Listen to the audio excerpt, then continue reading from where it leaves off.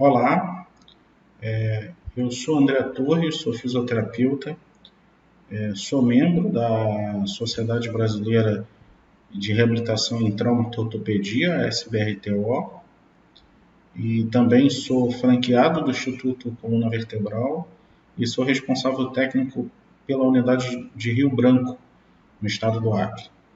Eu estou aqui para apresentar para vocês um pouco do projeto Aprendendo a Cuidar da Sua Coluna.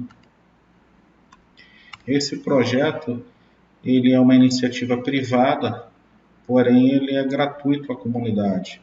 E o principal objetivo é apresentar à comunidade a importância de se fazer uma boa manutenção da coluna vertebral, apresentar um pouco mais a fundo sobre essa estrutura, vou falar um pouco de anatomia e de fisiologia, e também vamos falar um pouco das principais patologias que acometem a coluna vertebral. Inicialmente começamos pela anatomia e fisiologia da coluna vertebral. Vou ser bem sucinto e vou usar uma linguagem menos complexa. A coluna vertebral, ela também é conhecida como espinha dorsal. Ela se estende desde o crânio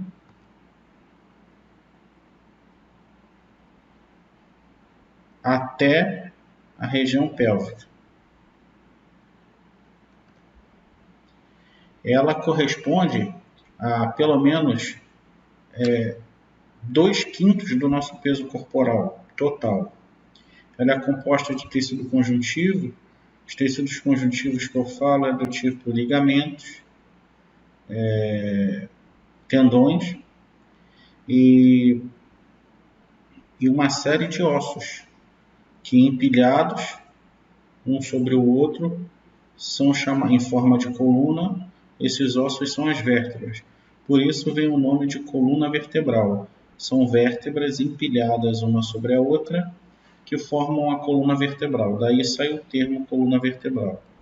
Nessa imagem vemos seria uma pessoa de frente, de lado e de costas. A coluna vertebral é constituída por 24 vértebras, e além da região sacral e coxígea, que é a região do cóccix. E constitui, junto com a cabeça, externo e costelas, o externo aqui, e aqui as costelas, o esqueleto axial. Superiormente se articula com o osso occipital, que é o osso do crânio, e inferiormente se articula-se com o quadril, que é esse osso chamado ilíaco. A coluna vertebral ela é dividida em regiões. A primeira região é a região cervical, essa em rosa, ela é composta por 7 vértebras. Ela é dividida na região dorsal ou torácica, que é composta por 12 vértebras, e região lombar, que é composta por 5 vértebras. Existem pessoas que nascem com uma variação anatômica, nascem com uma 6ª vértebra lombar. Pelo menos aqui no consultório isso é muito comum, quando eu pego a radiografia dos pacientes para dar uma olhadinha para ver se tem alguma alteração mais importante. E temos 5 vértebras sacrais e 4 vértebras coxígeas. Então, recapitulando, é dividida na região cervical, composta por 7 vértebras, região dorsal ou torácica por 12 vértebras, região lombar por 5 vértebras, região sacral também são 5 vértebras, só que o sacro são vértebras fundidas, são 5 vértebras coladinhas que formam o osso sacro. E no finalzinho, o osso do cóccix, que são 4 pequenas vertebrazinhas que fundidas formam o osso cóccix.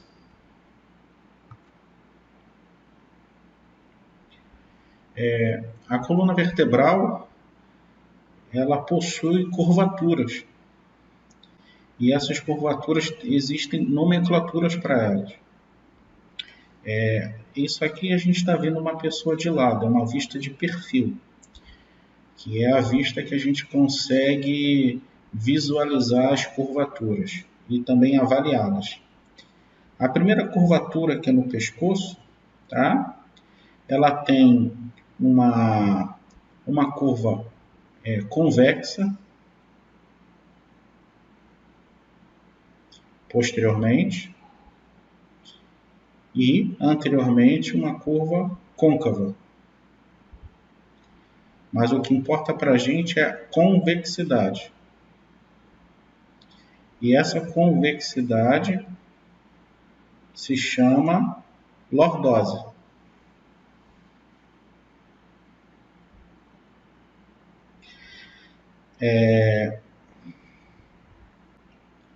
Na região dorsal, essa convexidade ela já é ventral, ela já é anterior e posteriormente ela é convexa. Então, o que vai valer para a gente é a avaliação da convexidade. Essa convexidade da região dorsal chama-se cifose. Na região lombar, como na região cervical, avaliamos a convexidade e essa curvatura se chama lordose, como na cervical. E a região sacral, ela é convexa e também se chama cifose. A partir desse conhecimento, a gente consegue avaliar o paciente, a pessoa, e determinar se essas curvaturas estão fisiológicas, se elas estão normais, se estão em excesso, se estão em falta. Então é bem importante esse conhecimento. Se vocês já viram pessoas bem corcundinha, então as pessoas corcundas têm, vamos falar um pouco de desvio postural mais na frente, mas aquela pessoa corcundinha, essa cifose, que é essa convexidade, que é o meio das costas, que é a dorsal, ela está em excesso. Então é aquela pessoa corcundinha, tem um excesso de cifose dorsal, se chama hipercifose. Maiores detalhes a gente vai ver lá na frente.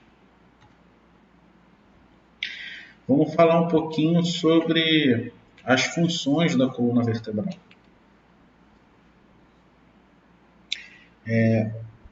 A primeira função, ela protege a medula espinhal e os nervos espinhais. A medula espinhal, ela passa no centro da coluna. Vou demonstrar para vocês no modelinho que eu tenho aqui. Esse modelo, ele é um modelo de coluna lombar, tá? Essa visão que vocês estão tendo agora é como se você estivesse olhando uma pessoa de costas. Então, cada filete amarelinho desse corresponde a um nervo. Tá ok? E esses nervos saem dessa estrutura mais grossa, que fica dentro da vértebra, que se chama medula espinhal. Então, se vocês analisarem, a coluna ela serve para proteger essa estrutura chamada medula espinhal e para proteger a saída dessa estrutura, desse filete amarelinho aqui, que é o nervo espinhal. Então, uma das funções da coluna vertebral é proteger essa região. A próxima função é que ela suporta o peso no corpo. Então eu coloquei essa imagem de uma construção para fazer uma analogia à coluna vertebral. Isso aqui são as colunas. Então essas colunas que sustentam o peso da construção.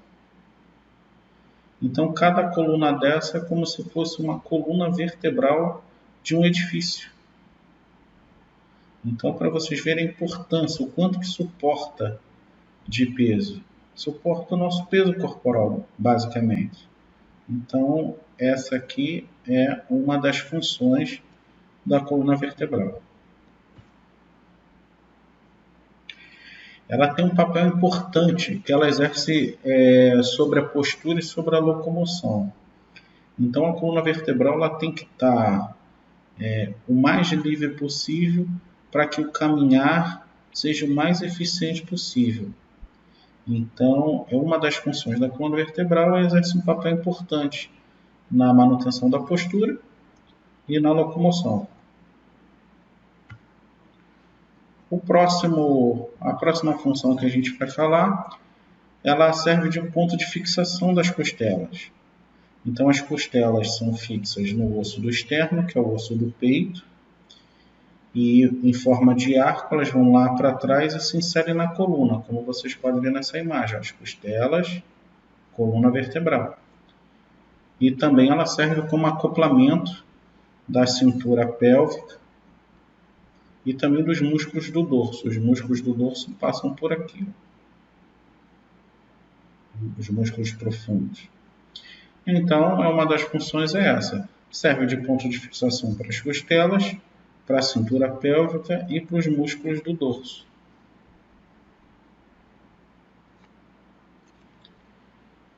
A coluna vertebral, eu coloquei essa animaçãozinha só para remeter movimento, só para vocês terem ideia de movimento. A coluna vertebral ela proporciona a flexibilidade para o corpo. Ela pode fletir-se para frente, para trás, para os lados e ainda girar sobre o seu eixo. Então, é uma estrutura de grande liberdade de movimento. Qualquer perda, mesmo que mínima, de algum desses movimentos pode ser nefasto, pode ser bem ruim para a mecânica corporal e facilitar que sejam instaladas patologias mais graves, patologias degenerativas.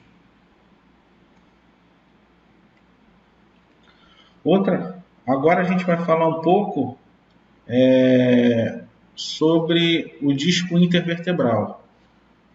Usando aquele modelinho novamente, isso daqui é como se fosse a coluna lombar.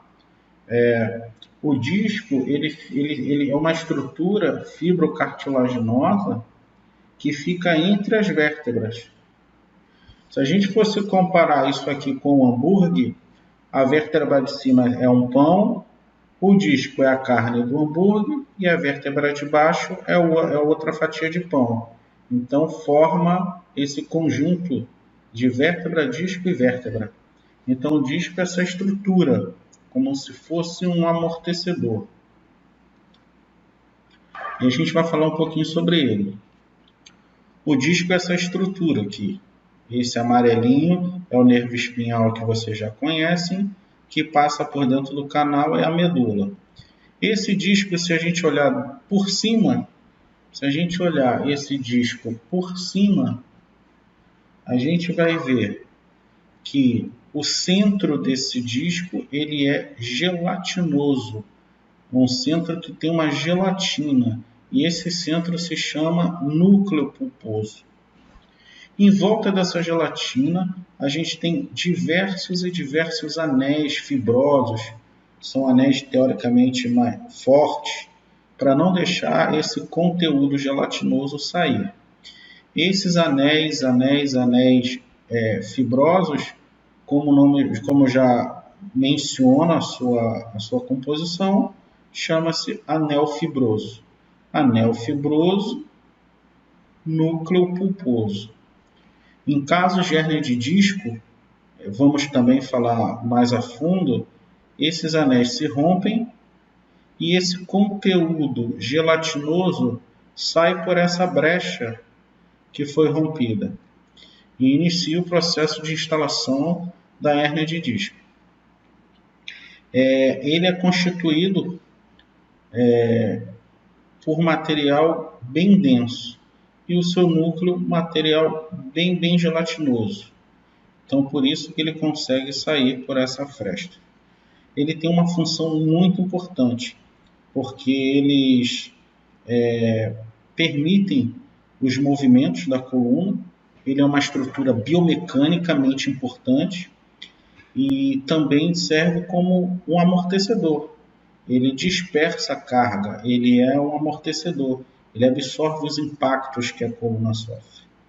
Então, por isso que essa estrutura, ela facilmente, no decorrer da vida, ela desidrata e por essa desidratação ela entra em processo patológico de degeneração. Assim a gente encerra a primeira parte dessa explanação sobre a coluna vertebral e na próxima vamos falar um pouco sobre as patologias da coluna vertebral, sobre desvios posturais e sobre a importância de você procurar um bom profissional para que acompanhe você numa possível reabilitação. Um grande abraço e até a próxima.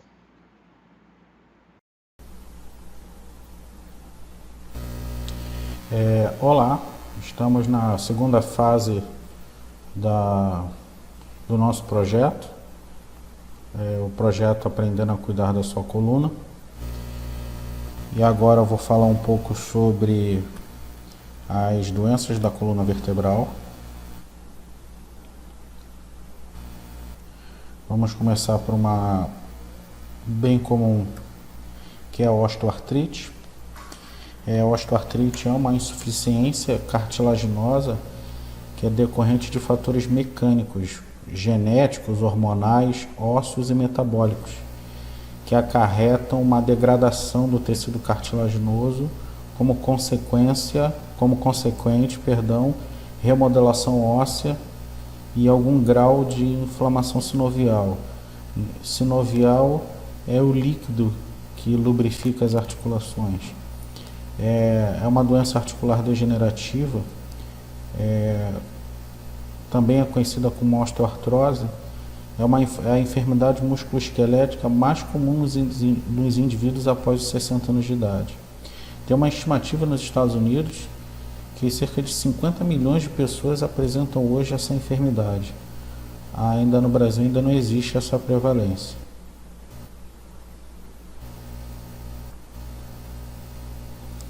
Quais são as causas da osteoartrite? Possivelmente lesões oriundas de trauma, são lesões ósseas abaixo da cartilagem, e o corpo tenta reparar essas lesões, tenta cicatrizar essas lesões, e acaba que o processo de degeneração é mais rápido do que o processo de regeneração. E o corpo deposita gera umas malformações ósseas, que isso no movimento articular gera atrito. O corpo tenta reparar e gera um supercrescimento ósseo. Então, como você pode ver nessa imagem, o exemplo da coluna vertebral, já quase não há espaço, quase não há disco e tem bastante irregularidade na superfície óssea. Acredita-se que 85% da população geral apresenta evidências radiográficas de osteoartrite em torno dos 65 anos de idade. Causas: predisposição genética, estresse repetitivo, alguns tipos de ocupações, alguns tipos de atividades laborais, alguns tipos de trabalho, obesidade, alterações do formato da articulação, da morfologia, da anatomia, articulações instáveis e também alteração da bioquímica da cartilagem articular. O que é alteração bioquímica? Da composição química da cartilagem. Muitas das vezes tem presença constante de substâncias inflamatórias, que acaba que com o tempo gera tanto necessidade de processo de reparação que inicia essa degradação óssea mais rápida do que a regeneração e gera um supercrescimento ósseo. Quais são os sintomas da osteoartrite? No início ele começa bem insidioso, é lento e bem gradualmente progressivo. Isso ao longo de vários anos, principalmente nas articulações que recebem carga, coluna vertebral e nas mãos, joelhos também. Nos casos típicos, o paciente sente dor, sente rigidez ao acordar, que é a rigidez matinal, que ela não dura mais do que 30 minutos. Você vai escutar a pessoa dizer, eu acordo bem rígido, com dor, mas com o passar dos minutos, com o passar da hora, parece que o corpo aquece e eu fico bem. Quando a doença está um pouco mais avançada, mesmo com o passar do tempo, não há um alívio significativo da rigidez e da dor. Também, com o agravamento, pode ter presença de ruídos nas articulações, ter estalidos por conta da instabilidade que gera o processo degenerativo. No caso da coluna, na coluna vertebral, acomete muito a coluna cervical. Há estatísticas que espondilose, que é a osteoartrose da coluna cervical, passou dos 50 anos de idade, praticamente 5% das pessoas possuem. Umas num grau menor, outras num grau maior, mas que possuem. E na coluna vertebral, no caso da cervical, pode haver compressão de nervos, o que pode gerar dor irradiada para os braços, dormência, formigamento e perda de força muscular. No caso da coluna lombar, esse comprometimento radicular de compressão de nervo pode levar a dor, dormência, formigamento nas pernas, perda de força, pode deixar a pessoa mancando, que a gente fala marcha claudicante, a pessoa manca, e também pode comprometer raízes nervosas de órgãos como bexiga e como a esfíncter anal. A pessoa pode desenvolver sintomas como incontinência urinária e incontinência fecal. Nesses casos, são bem urgentes. Como é que é feito o diagnóstico? O diagnóstico é feito através de exames complementares, que é fundamental, a radiografia convencional. O exame de sangue geralmente tem pouca validade nesses casos, porque a gente não solicita o perfil reumatológico do paciente. O diagnóstico de imagem não é só para diagnosticar, mas também para mensurar o grau de comprometimento da articulação. Então é importante. A tomografia computadorizada e a ressonância magnética são utilizados também para o diagnóstico da estenose de canal. Esse caso que eu mencionei anteriormente, que compromete os nervos da cervical e da lombar, que podem gerar dor irradiada para os braços e para as pernas.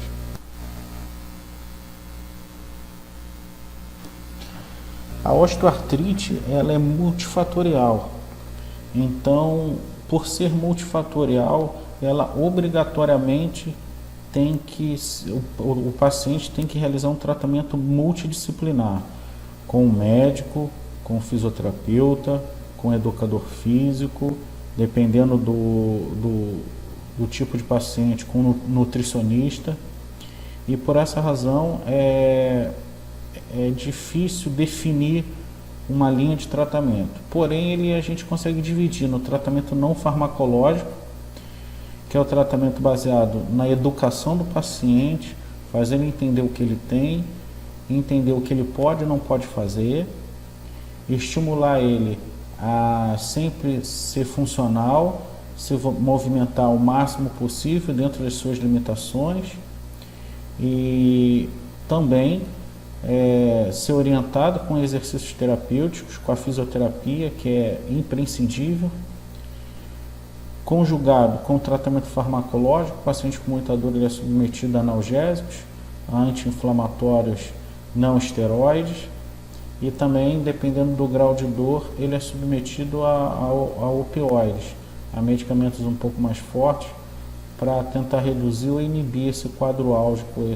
essa dor que ele sente por conta da patologia. O tratamento cirúrgico é quando existe um grau de comprometimento muito alto, por exemplo, na coluna vertebral, quando comprime muito nervo, quando há necessidade de aumentar o espaço da coluna para fazer essa descompressão. É feito uma artrodese, você coloca placas e parafusos para que mantenha aquelas vértebras na altura ideal, para não haver mais o comprometimento do nervo. E outras intervenções, como o debridamento da cartilagem da superfície articular irregular, ou até a osteotomia, que o médico, via cirurgia, realiza uma fratura estratégica da superfície óssea para que o corpo repare de forma ideal. Então, o tratamento da osteoartrite é multidisciplinar. Agora a gente fala um pouco sobre a hérnia de disco. Na aula anterior a gente falou um pouco sobre a anatomia do disco, o que é o disco. Então aqui é um disco normal. Eu comentei para vocês que o disco é composto de duas estruturas distintas.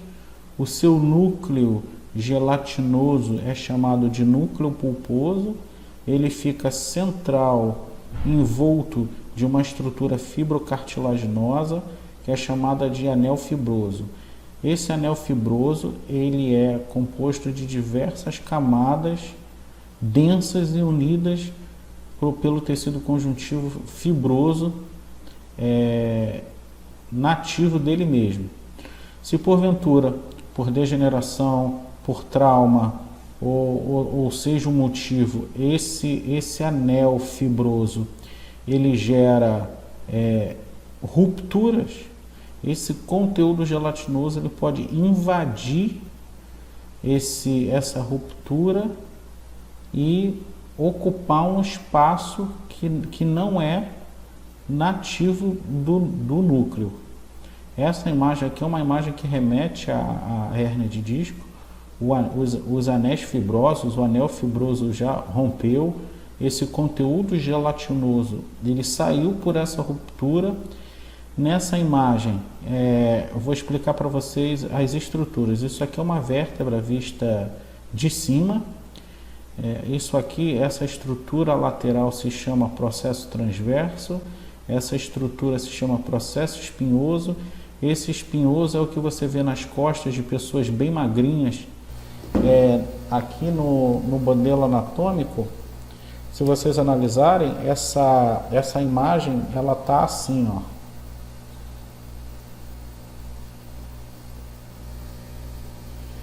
Então aqui são os processos transversos, aqui e aqui, ó, aqui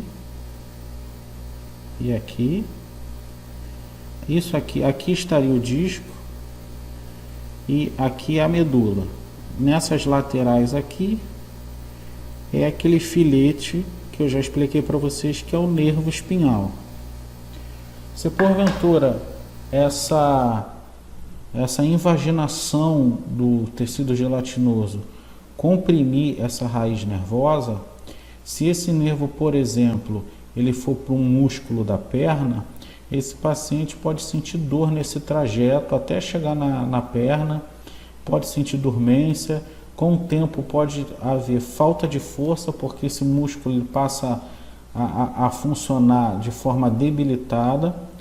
Então, os sintomas da hérnia de disco são esses. E também o paciente, por sentir dor e por ter ineficiência muscular, ele pode mancar. Então, pode alterar a marcha dele. As causas da hérnia de disco. Primeiramente, existem fatores genéticos.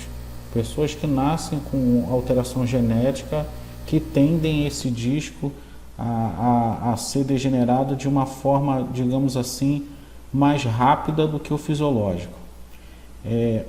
Pessoas que têm péssima hidratação, pessoas que fumam, o tabagista, o sedentário e pessoas que realizam atividades físicas constante de alto impacto tende a passar por esse processo degenerativo mais acelerado. E também, obviamente, a idade. Com a idade, esse disco ele tende a se desidratar naturalmente e com isso o núcleo pulposo ele tende a extruir, a sair um pouquinho. Então, é multifatorial a hérnia de disco. Mas sabemos o seguinte, vamos para o diagnóstico. A hérnia de disco, o paciente que chega com sintoma de uma possível hérnia de disco, sintomas de dor irradiada para a perna, por exemplo, perda de força. Primeiramente, a gente realiza um exame físico criterioso com o objetivo de diagnóstico diferencial, porque não é só a hérnia de disco que pode gerar uma dor irradiada. Muitas das vezes o paciente tem um ponto muscular chamado ponto gatilho que está ativo e pode mascarar e simular uma dor ciática. Então não é do disco comprimindo, já é de origem muscular. Ou pode ter doenças um pouco mais graves, um tumor, por exemplo. Então a gente realiza um exame físico criterioso e, se porventura houver dúvida, a gente solicita o exame ouro para o diagnóstico, que é a ressonância nuclear magnética, que é o exame com maior definição para demonstrar a hérnia de disco. Sintomas. Em 80% das hérnias de discos não existe sintoma evidente. A hérnia de disco geralmente, naturalmente, ela é assintomática. A cada 10 pessoas que possuem hérnia de disco, a literatura menciona que apenas uma ou duas vão demonstrar algum tipo de sintoma. Elas geralmente são assintomáticas. E a literatura já mostrou que com o tempo a hérnia de disco ela tem uma remissão natural. Então ela regride de forma natural. E a literatura também diz que quanto maior a hérnia de disco, mais fácil ela tem uma regressão natural.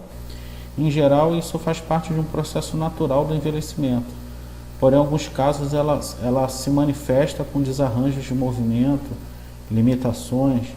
E o sintoma clássico, como eu já mencionei antes, são dores irradiadas, seguindo o trajeto do nervo comprimido.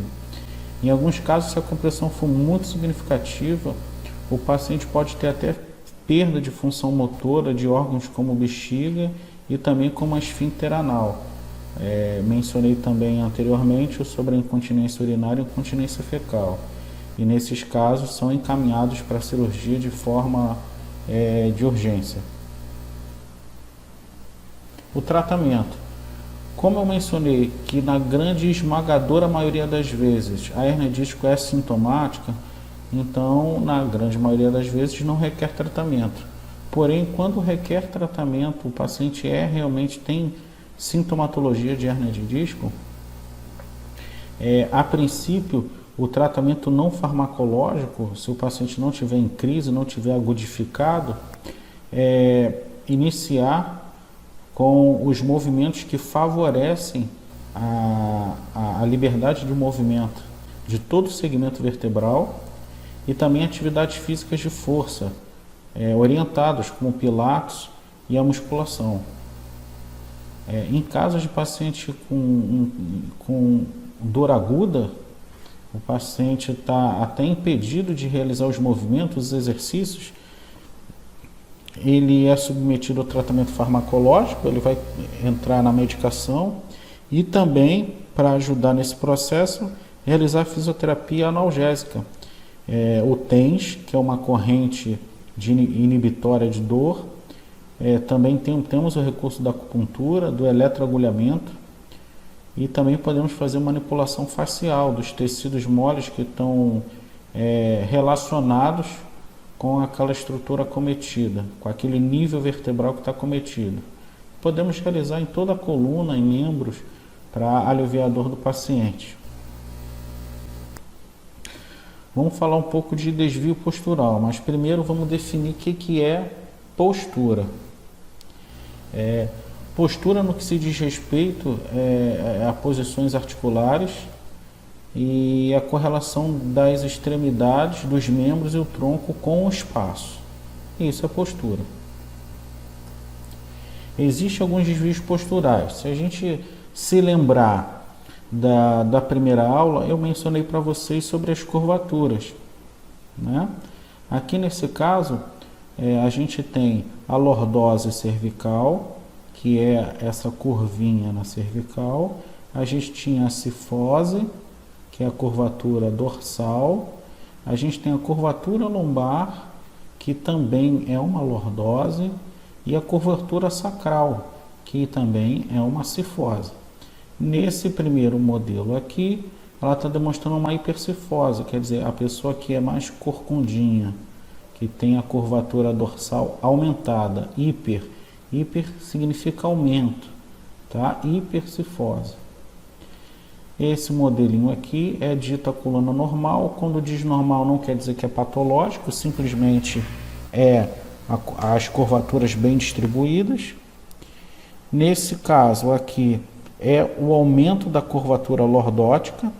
Lembra da curvatura da lombar? Essa curvinha aqui. Hiper de aumento. Lordose é a curvatura natural. Então, hiperlordose é o aumento dessa curvatura aqui.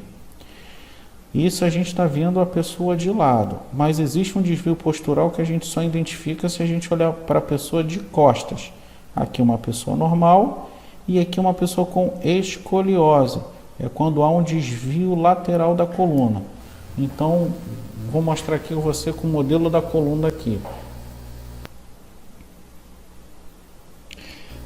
Aqui é uma coluna, a câmera não pega ela toda, mas eu vou mostrar para vocês a partir daqui. Isso daqui é o crânio.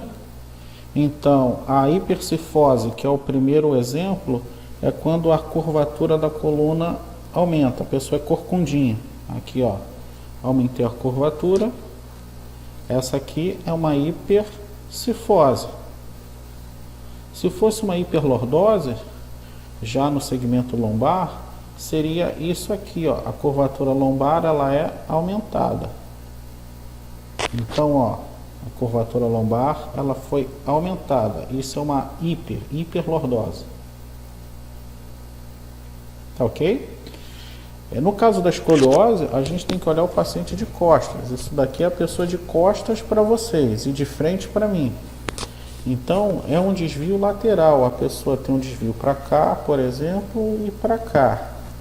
Essa famosa escoliose em S.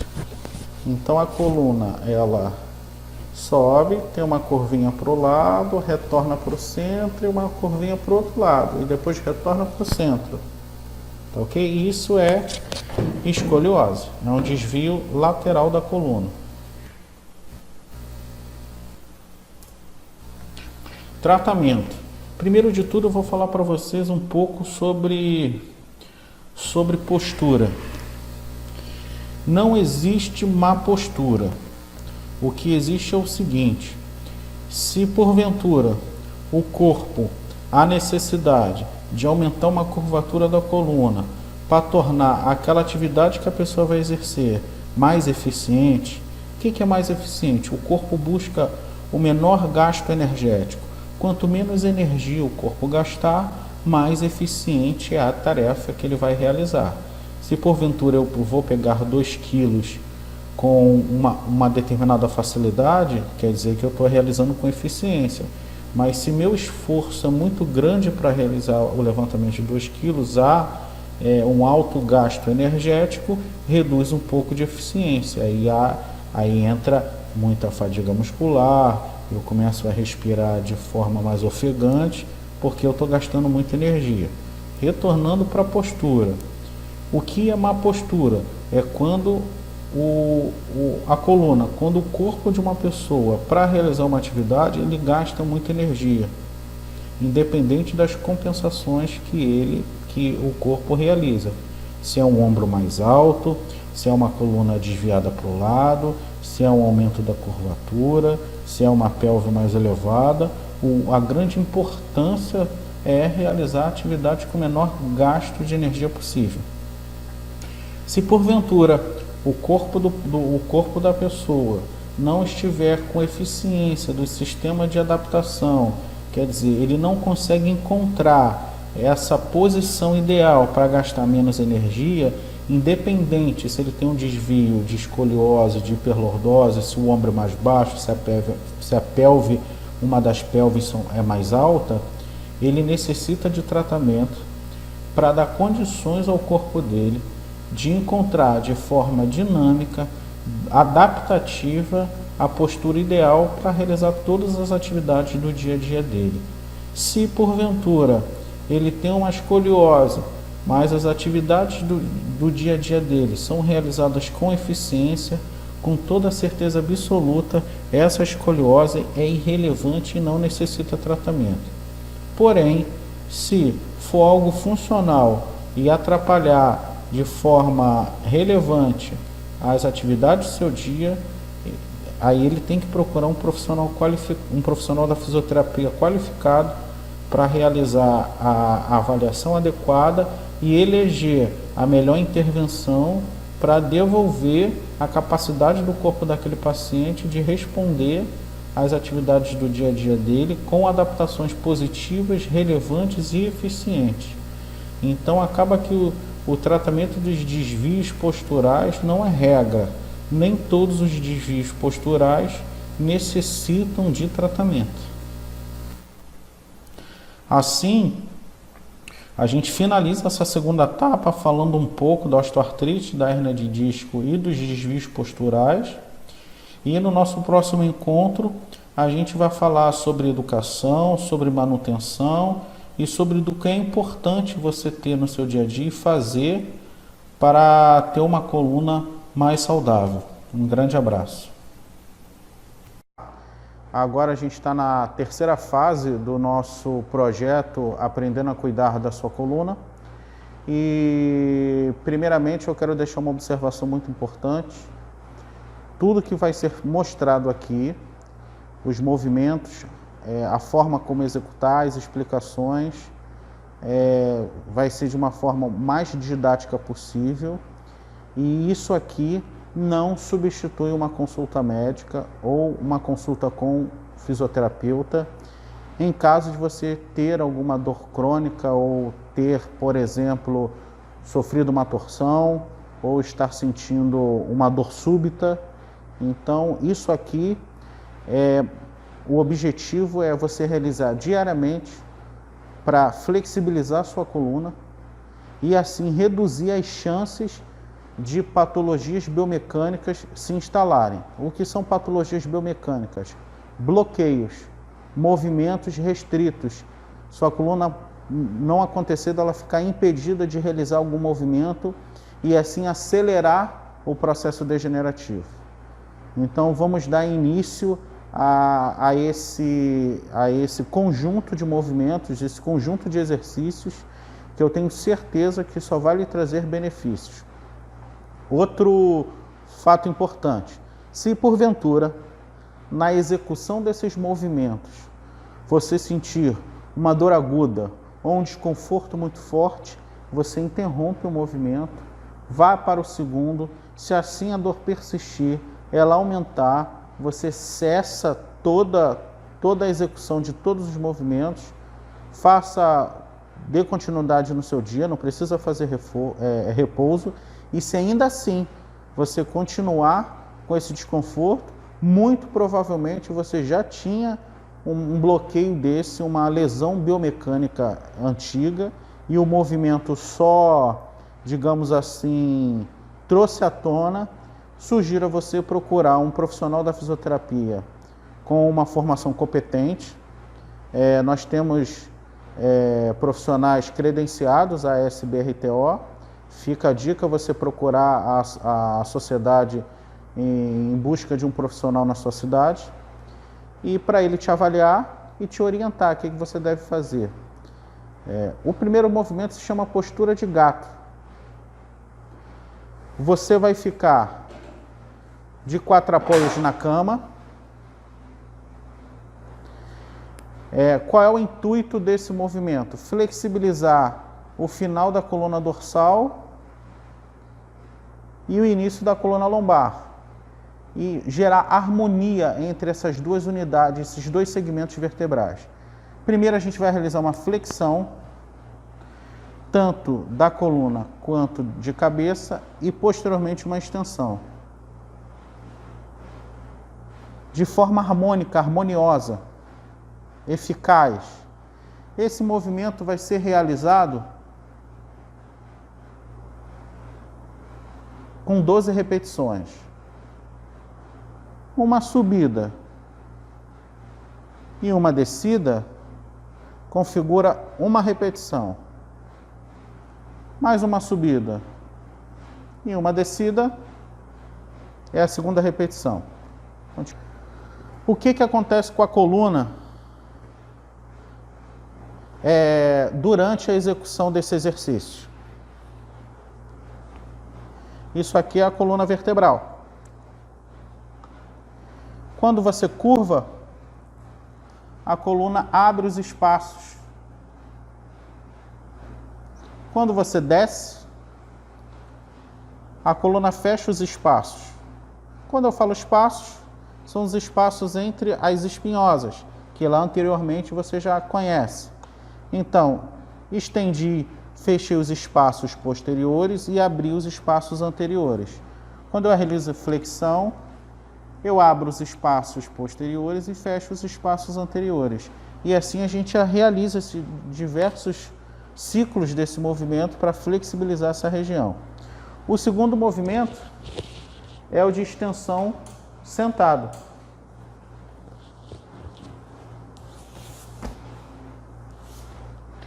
Esse movimento tem o intuito de pegar esse mesmo segmento vertebral, só que um pouco mais acima, e devolver mobilidade em extensão. Você pode sentar, apoiar as suas mãos na cabeça e realizar uma extensão de tronco e retorna para a posição neutra. Uma extensão de tronco e retorna para a posição neutra. Se você quiser flexibilizar um pouco mais, você aumenta a amplitude do movimento. O que acontece com esse exercício? Aqui, situando vocês, aqui seria a cabeça, isso daqui é a base do crânio. Faria com essa parte mediana da coluna, isso está acontecendo isso aqui, ó.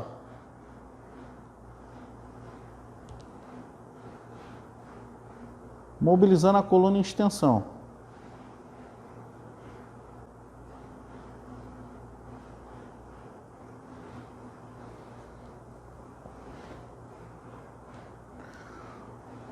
Você pode realizar esse movimento na quantidade do anterior, de 12 a 15 vezes. O próximo está mais voltado para a região cervical e o início desse segmento dorsal. É o movimento de retração e de anteropulsão da cabeça. Movimento de retração é o queixo para dentro. Movimento de anteropulsão é o queixo para frente. Retração, anteropulsão. Retração, anteropulsão. Quando a gente realiza a flexão, a retração, o que acontece com a coluna? Quando você realiza a retração, as primeiras vértebras cervicais, ela vai realizar uma flexão. E as primeiras vértebras dorsais, ela vai realizar extensão. E o movimento de anteropulsão da cabeça é o inverso. Então, a gente está mobilizando em flexo-extensão tanto a coluna cervical superior quanto a cervical inferior e a dorsal superior. Esse movimento a gente realiza em torno de 15 repetições. 15 repetições tanto para retração, 15 repetições tanto para anteropulsão. Tá ok? O próximo movimento, a gente vai voltar diretamente para a coluna lombar. Esse movimento é o de extensão na posição deitada. Gente, qual é o seu posicionamento para realizar a extensão deitada? Barriga para baixo, as mãos paralelas na direção das orelhas, e você, só com a força do braço, vai erguer o seu tronco para cima.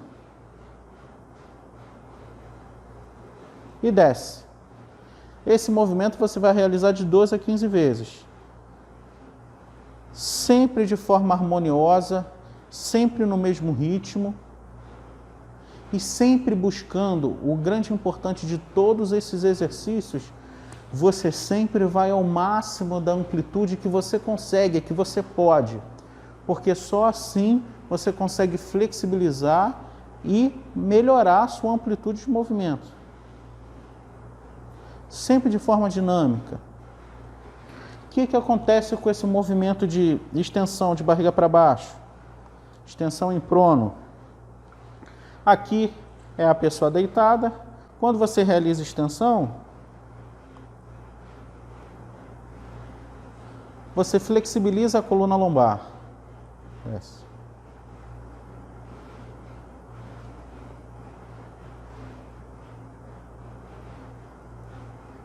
E a coluna lombar é flexibilizada. Lembrando que, se porventura você sentir uma dor e essa dor for muito relevante, você interrompe o exercício e passa para o próximo.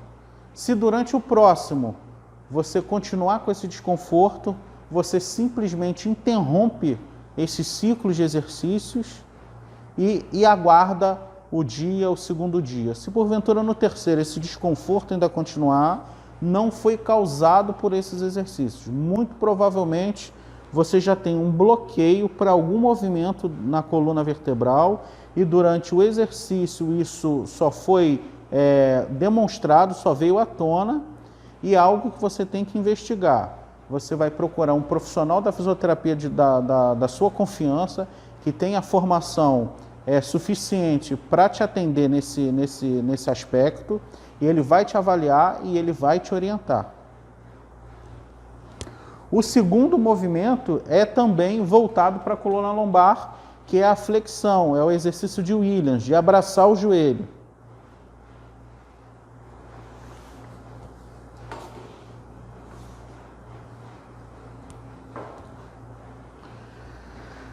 Você vai deitar de barriga para cima, vai partir o exercício dos pés apoiados na maca, você vai abraçar os seus joelhos, o máximo que você puder, e soltá-los.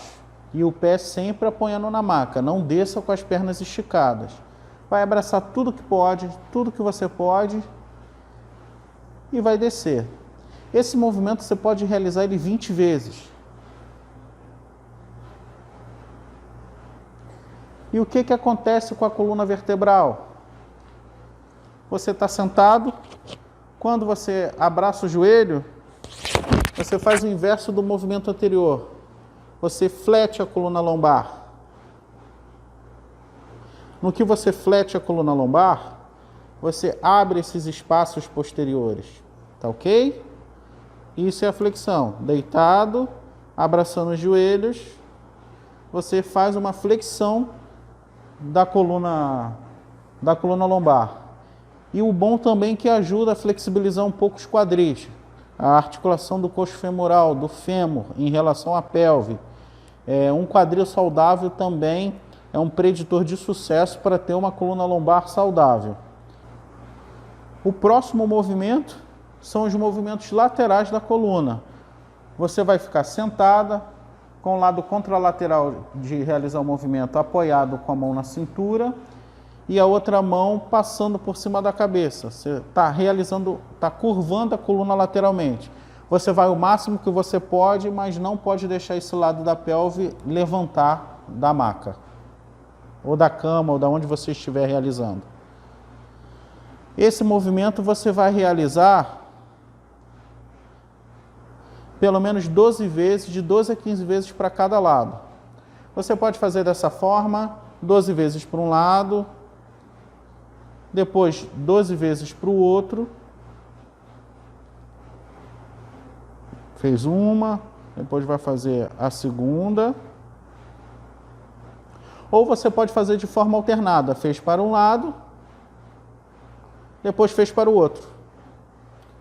Fez para um lado e fez para o outro. Isso é alternado. Depois para o outro lado. Também pode executar dessa forma. Isso é o movimento alternado. O que acontece com a coluna vertebral nesse movimento? Ela é flexionada para o lado. Ela flexionou para o lado esquerdo dela, os espaços do lado direito são abertos, a musculatura e as fáscias são flexibilizadas. Quando ela faz para o lado direito dela, os espaços do lado esquerdo são abertos e toda a musculatura e fáscia do lado esquerdo são flexibilizadas.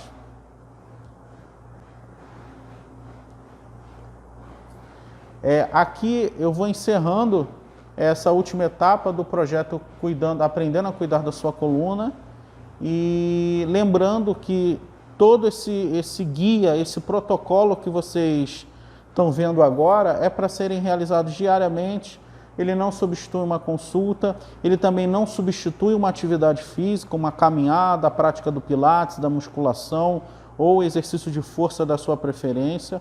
Obviamente que as atividades físicas sempre tem que estar respaldada e orientada por um profissional qualificado. E fica aqui um grande abraço a vocês e até a próxima.